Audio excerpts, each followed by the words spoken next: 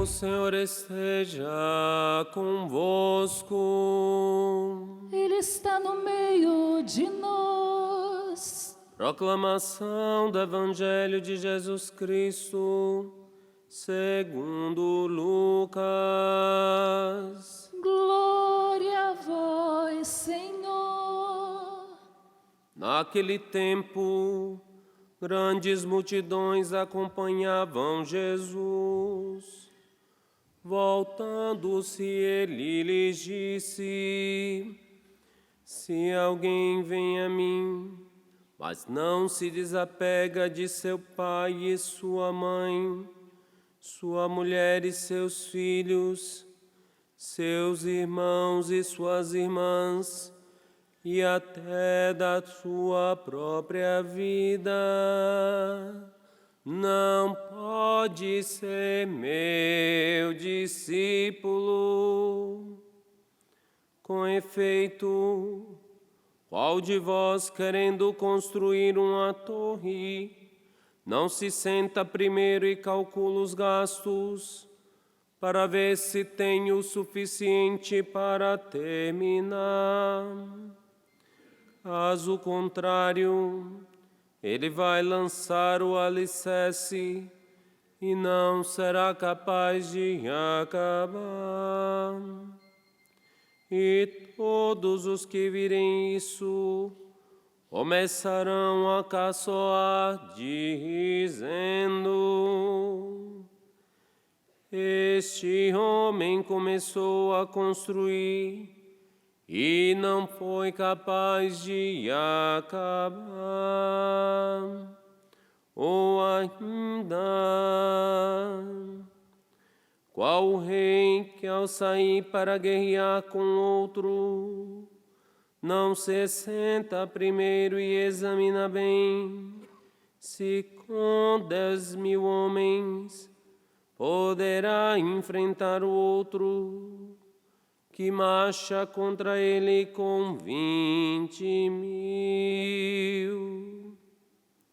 Se ele vê que não pode, enquanto o outro ainda está longe, envia mensageiros para negociar as condições de paz. Do mesmo modo, portanto, qualquer um de vós, se não renunciar a tudo que tem, não pode ser meu discípulo.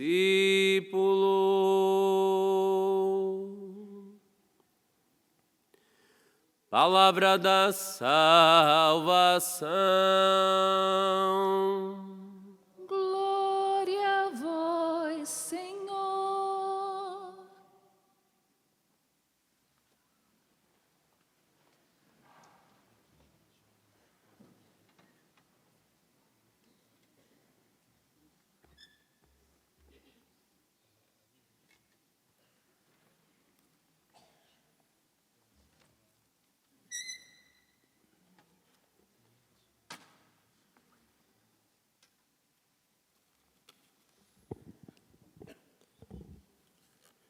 Talvez podemos dizer que o Evangelho de hoje nos fala aqui de um chamado de Deus. E a primeira leitura, ligando aqui com o Evangelho, é muito bonito a expressão que usa aqui no livro da sabedoria, o desígnio de Deus.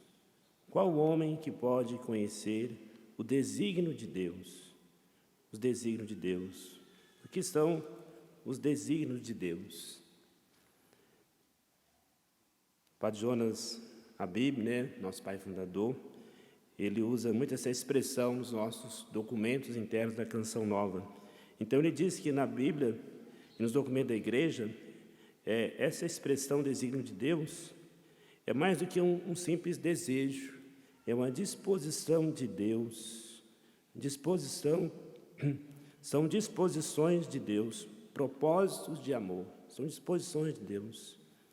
Então, o desígnio de Deus é um projeto de Deus, é o querer de Deus, é a vontade de Deus. é um chamado de Deus, é um carisma.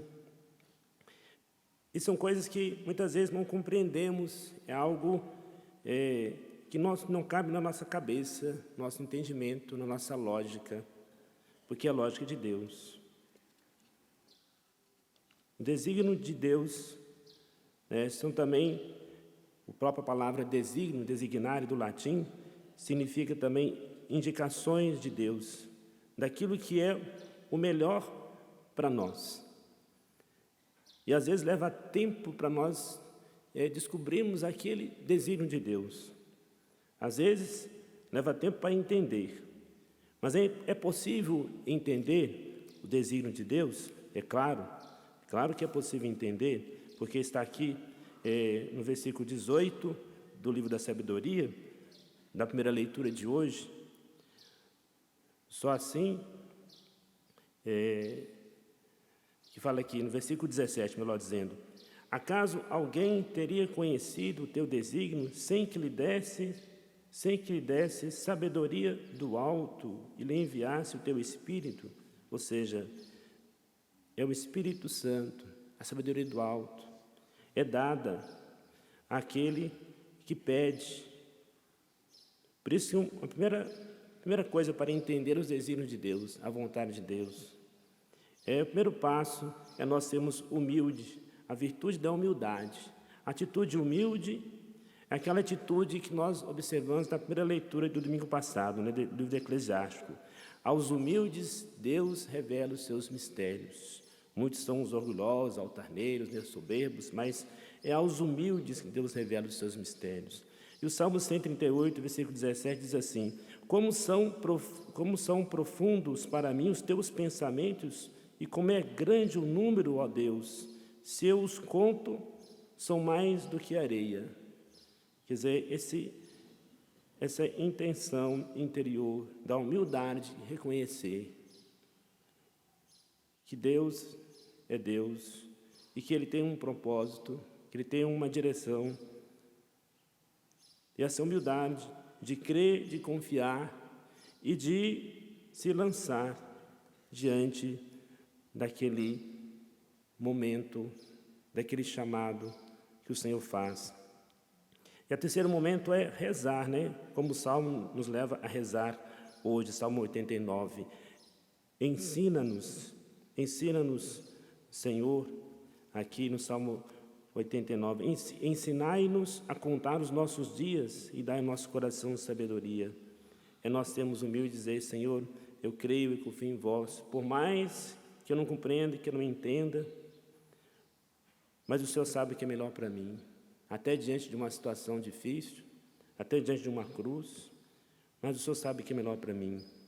Compreender os desígnios de Deus, podemos dizer, é como Paulo, na segunda leitura, que estava na prisão, e na prisão ele ali batizou um escravo fugitivo, Onésimo, que foi para a prisão porque estava fugido, e ele era pagão.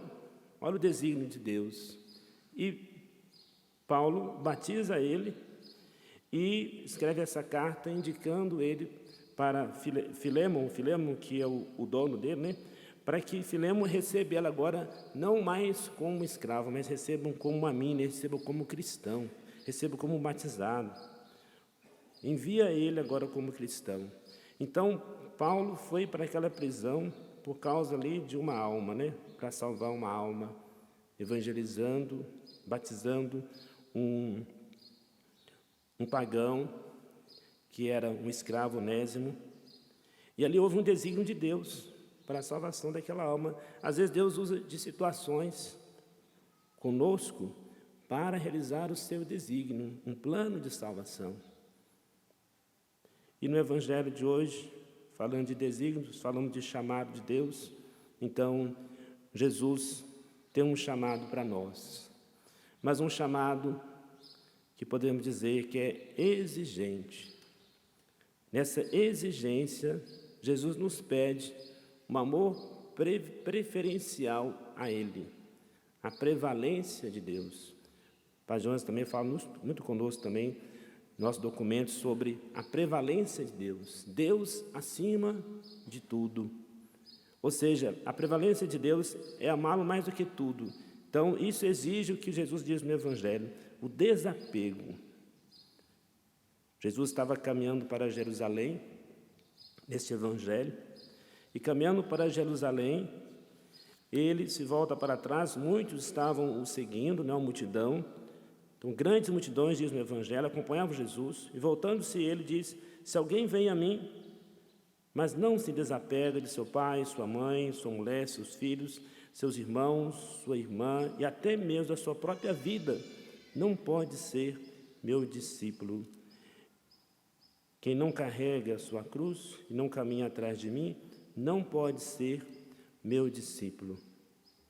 Jesus nos pede um amor exigente, estar totalmente livre, colocá-lo acima de tudo. O Catecismo da Igreja Católica, no número 1618, diz assim: Cristo é o centro de toda a vida cristã. A união com Ele prevalece, mais uma vez é a palavra prevalência, né? A união com Ele prevalece sobre todas as outras, quer se trate de laços familiares, laços de famílias, quer de laços sociais. Então, o Catecismo da Igreja é bem claro para nós. Cristo é o centro da nossa vida. A união com Ele prevalece sobre todas as outras. Prevalece significa estar em primeiro lugar, sobre todas as outras, na frente de todos os vínculos.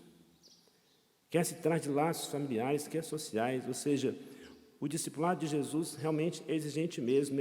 O amor a Cristo é exigente.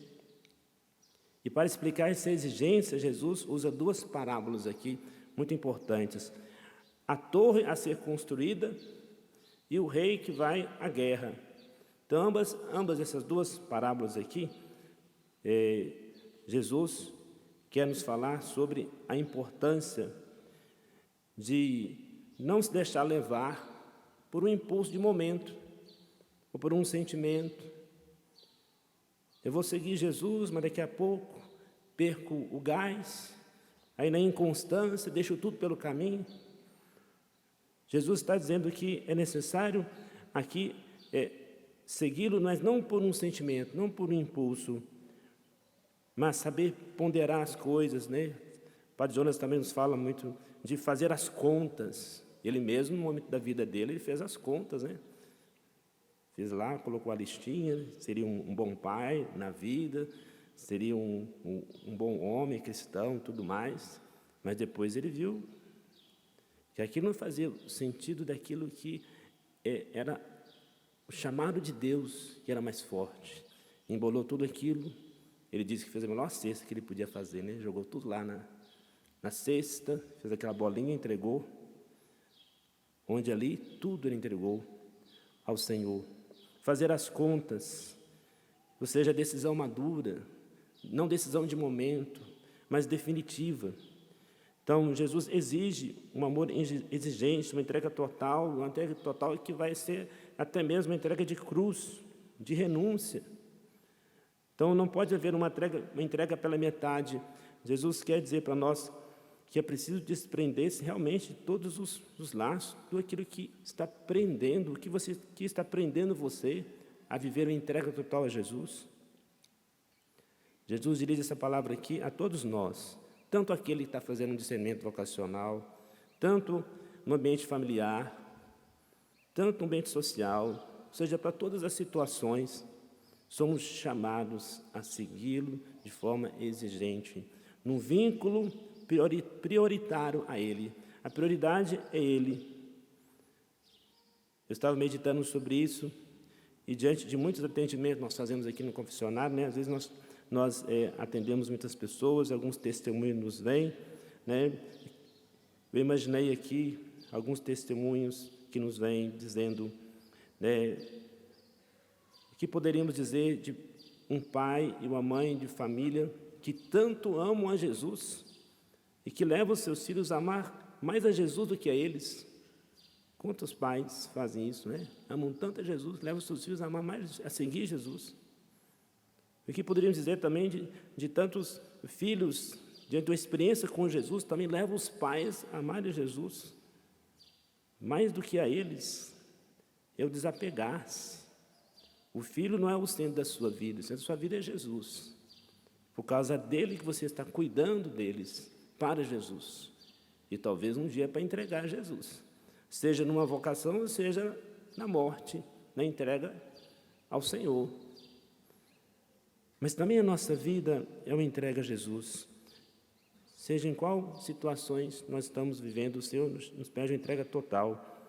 Mesmo nas dificuldades de cruz, de situações difíceis, o Senhor nos pede uma resposta generosa, né? Generosidade. A vida dos santos nos mostra uma resposta generosa, resposta livre, né? Estamos hoje, né, aí a canonização de Carlos Acutis. Antes de morrer, ele teve leucemia, né, com 15 anos. Carlos Acutis expressou, então, uma felicidade por morrer jovem. Já, imagina só, uma felicidade por morrer jovem. Olha a generosidade entregando a vida a Jesus, afirmando que era feliz por viver a vida sem desperdiçar tempo com as coisas que não agradavam a Deus. Ele viveu uma prevalência de Deus, né? Viver uma vida sem desperdiçar tempo com as coisas que não agradavam a Deus. É a prevalência de Deus, o amor de Deus, o amor exigente ao Senhor, que nos leva a renunciar tudo por esse amor que faz sentido na nossa vida. E não dá para trocar por nenhum outro. Estava vendo um pouquinho da história dele, não sei muita coisa, porque é muito recente, né? Mas diz que horas antes dele morrer, ele se confessou, e o padre que confessou ele disse à mãe dele que realmente ele era um santo. Que sinal para nós, né? Meus irmãos, o Brasil somente será o Brasil que desejamos ser, que desejamos que ele seja, se cada um de nós dermos uma resposta livre e generosa a Jesus, né? De entrega ao Senhor, de vida de santidade. Então, não vamos regatear com Jesus, né? Regatear significa, né, fazer uma barganha com Jesus, né? Pechinchar com Jesus. Não, eu vou deixar só isso aqui e vou entregar só isso aqui. É tudo. Tudo, o Pai dos Homens vai dizer que é tudo. Não é pela metade. Tudo te entreguei, nada me restou. Livre eu fiquei para te amar, meu Deus. Peçamos esta graça ao Senhor, por intercessão da Virgem Maria. Ave Maria, cheia de graça, o Senhor é convosco. Bendita sois vós entre as mulheres, e bendito é o fruto do vosso ventre, Jesus. Santa Maria, Mãe de Deus, rogai por nós, pecadores, agora e na hora de nossa morte. Amém.